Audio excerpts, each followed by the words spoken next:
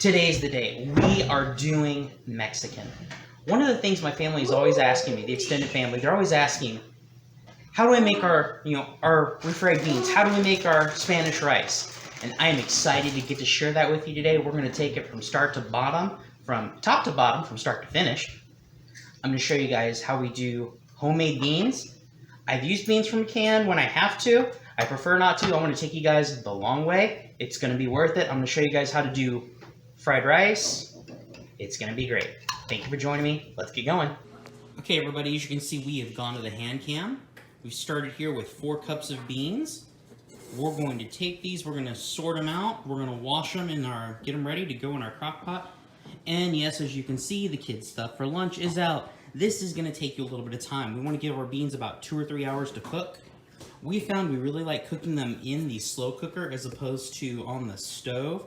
Growing up, that's how my family did it. We were always having to check it, always having to add water. With the crock pot, we are better able to control the water and it's less hassle that way. The issue, of course, comes for us when we have one slow cooker / rice pot. So the beans have to be done first before we can do the rice. Obviously, the best, easiest solution for that is for us to get a second one, but that hasn't happened yet, so we're going to make do. All right, let's get started. To sort these beans, I'll take an extra pair of hands here.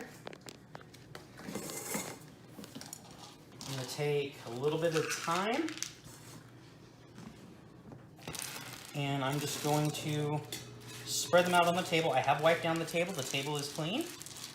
We're just going to spread it, and literally all I'm doing here is I'm just giving a quick visual inspection for rocks, debris, any beans that have begun to petrify. That's stuff I don't want in my refried beans. I'm going to scoot them off to the side. Do it again. Quick visual inspection, move them over.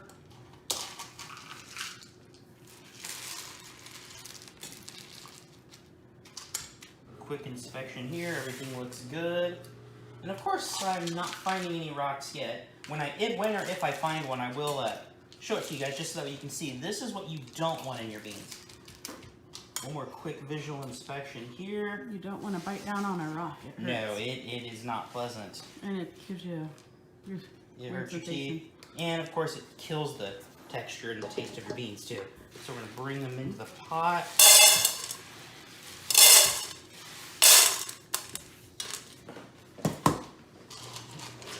Let's do that again. Well, this one's getting there. You can kind of take a look at him. Let's go ahead and zoom in on him. I mean, it's not a rock yet, but it is starting to petrify. That's one I don't want in my beans. I'm going to take him, toss him out. Move this to the side.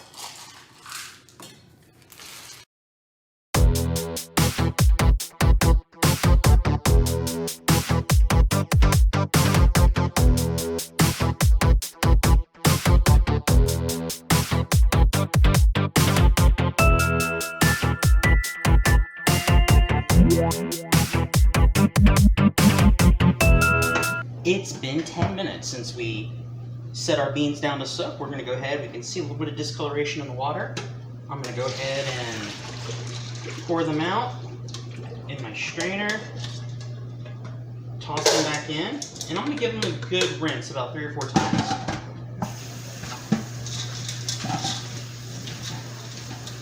I'm doing 4 cups of beans today. The ratio I want to use when I cook them is 2 parts water to 1 part bean, which means it's going to take a bit of water here just to fill this up while I'm rinsing. Trying to use my hand here to break up any residual stuff that I want to rinse out. Run it through.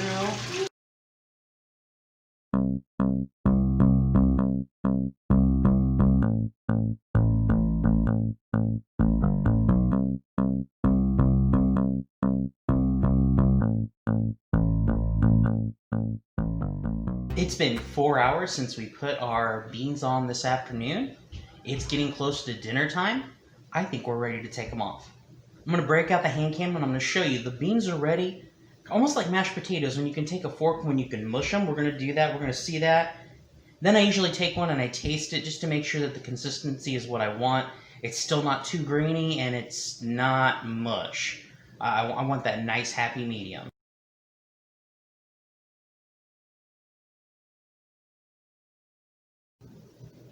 The next thing we're going to work on is our rice. I've got just standard long grain rice, and here's what we're going to do to it. We're going to start by straining it. I want to rinse it off really, really well. I want to get to the point that after every time I strain it, I rinse it out, the water runs clear. That's going to take a little while. It's going to take a few minutes, about 9 or 10 tries back and forth. It takes me a little while, but it's definitely worth it. That's going to get all of the starchiness out of it, and that's going to allow your rice to cook firmer. I found if you leave that starchiness in there, it's going to be a gummier rice, and that's great if you're making breakfast cereal. That's definitely not what we want here. So we're going to rinse it out really good. Before we start it in the rice cooker though, we're going to add some goodies. We're going to add some chicken broth, we're going to add some garlic powder, and we're going to add a touch of lemon juice. I want it to cook in with that flavor. So when we get to the meal, it's already there. It's part of the meal. The flavors are incorporated. It's going to be great. Let's get going.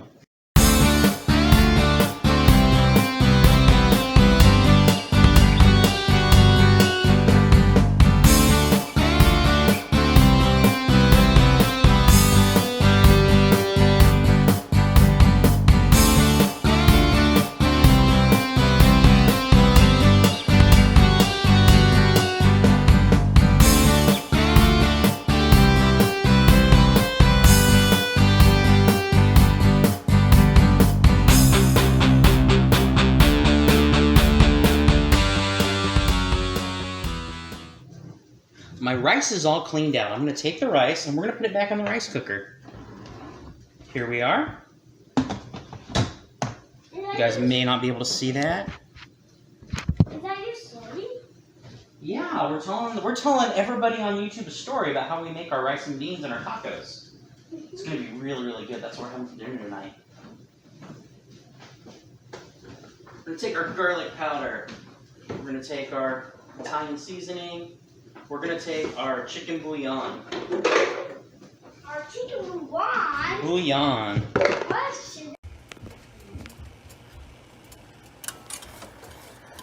Here I have my 2 cups of boiling water, and I have my 4 cups of bouillon, or my 4 cubes of bouillon.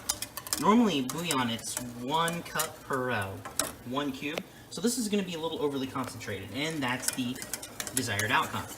I'm whisking it here till it's nice incorporated, takes on almost a,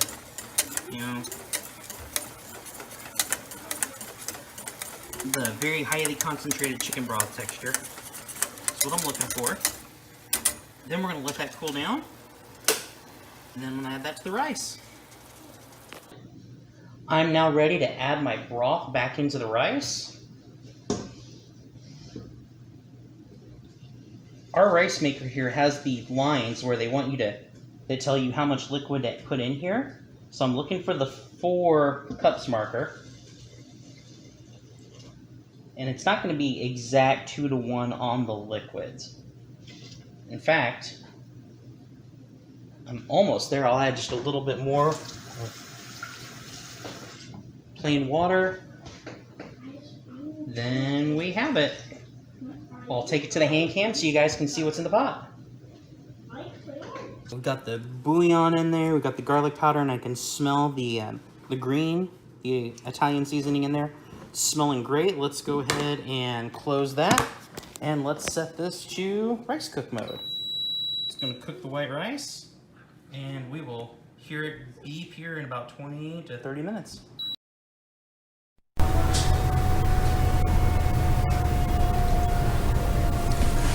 Alright, now what you'll see here is that I'm going to fillet my chicken. The chicken has been marinating in Italian dressing.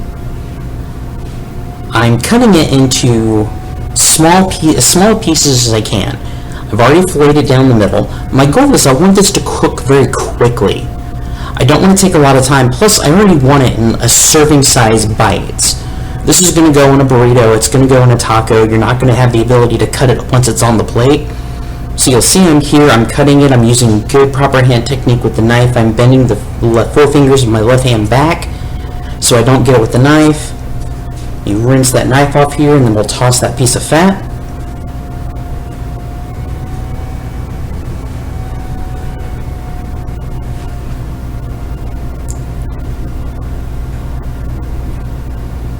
let's get ready to talk seasonings. If you have a taco seasoning that you're very comfortable with using, you're certainly welcome to. I, on the other hand, I like to make my own. So we're going to start with salt, pepper, cumin, don't need a whole lot, onion powder, garlic powder, paprika. This mixture here is going to be basically the base of any taco seasoning. That cumin, that paprika are going to give it that that traditional Mexican flavoring. That's what you're going to get when you buy those pre-bought taco seasonings. I found it a lot easier just to keep the spices on hand and make my own, plus it tastes a whole lot better. Going to mix this up thoroughly. Then to offset that, we're going to add some lemon juice, and we're going to add some vinegar. This is going to give our dish some acidity. We're going to get some brightness out of the lemon juice, and it's going to add a nice contrast to the earthy base flavors of the cumin and the paprika.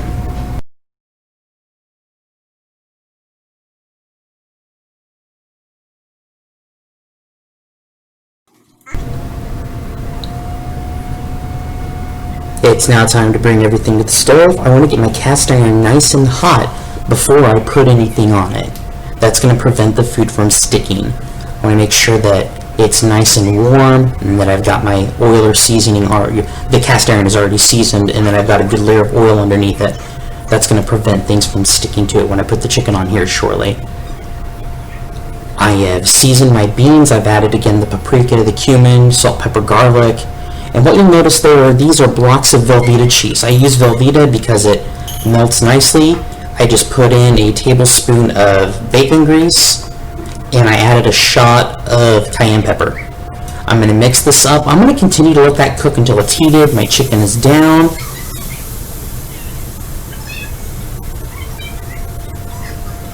And I will admit, we are kind of missing out on all the fun sounds of the kitchen. You're not hearing the sizzling. Having to do this in voiceover mode because by this point, again, we had visitors, little ones, in the kitchen, in the dining room. It just wasn't doable. But you can see I'm letting the chicken cook here. And the liquid that you're seeing in the pan is the combination of the Italian dressing, the lemon, and the vinegar that we added to it. And it's going to create a nice, almost like a sauce that we're going to cook our chicken, and we're going to let it marinate. We're almost kind of let it braise while the chicken's getting a good coating on it. Up here you'll see I'm stirring the beans. I want to get that Velveeta to melt in there.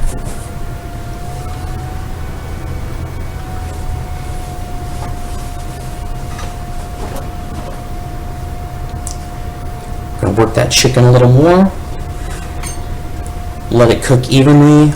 Again, I want it to brown. I don't want any parts to burn, but I don't want to see white. I want to see a good color change.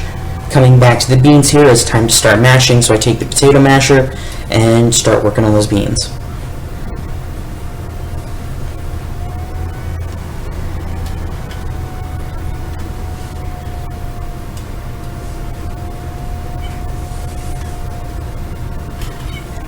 Once the beans are done, I pull them back and I take them off the heat because I don't want them to burn, but I do want them to stay warm within the cast iron. I'm going to continue to focus my attention on the chicken here. I'm still going to continue to mix the beans, and I'm not happy with the consistency. To me, it's still a little runny, and there are a couple things I can do when the beans are too runny and they're not where I want them. And the first thing I'm going to try here shortly is I'm going to add some more beans back to it.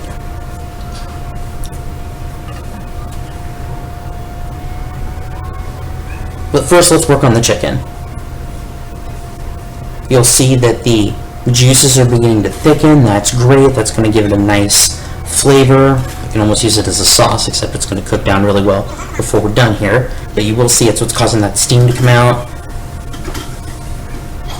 Put the lid on it. This will help keep the moisture within the chicken, especially while my attention is on the beans.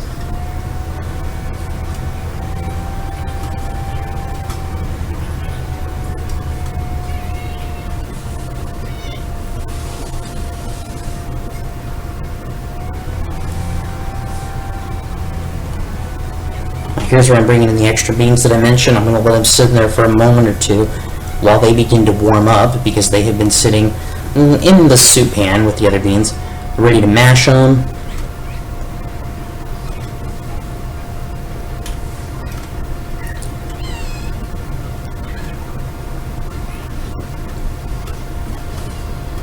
The other option I have, if I'm not getting quite the consistency I want with those beans, is I can add more cheese. At this point, I was out of Velveeta and I've had to go downstairs to our extra storage to get more. I will point out here with the chicken, what I'm doing is I'm now deglazing the pan. When I'm working with cast iron on high heat, when meat begins to sear, you get a nice char on the bottom. You can deglaze and take some of that char and put the flavoring back into the meat by deglazing, by adding liquid to the pan. This is also, as it steams, it's going to add moisture into the chicken. Going to take a taste of the beans. Still needs a little more, still a little runny. Let's go ahead and add some more cheese to it.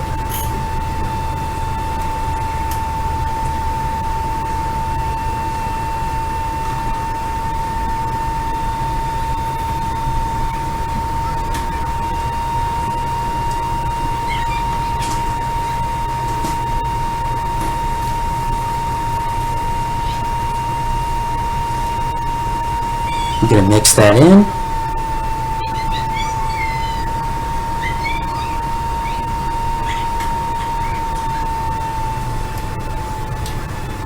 The taste a little weak, let's add just a little bit more seasoning.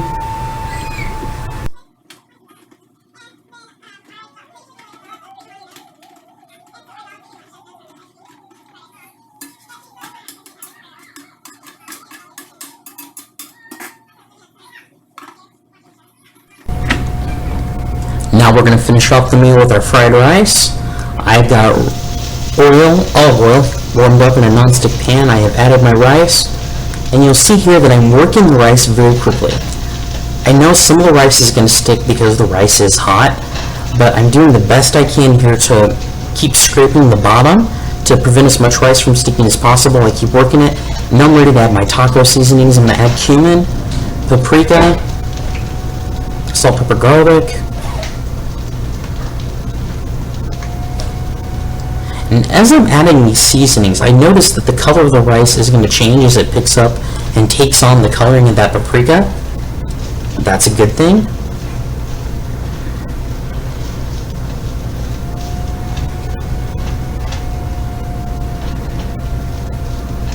Just going to continue to work it.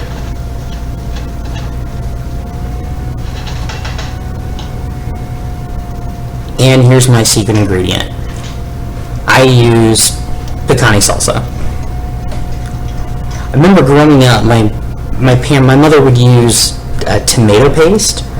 Basically, hers is almost like a risotto with tomato paste. I kind of cheat it here. I'm like, this has already got all the vegetables that I want already in it. It tastes great. So I add the salsa to it. I'm going to work it. It's going to take on the color of that salsa. Meanwhile, the salsa is heating up here on the inside.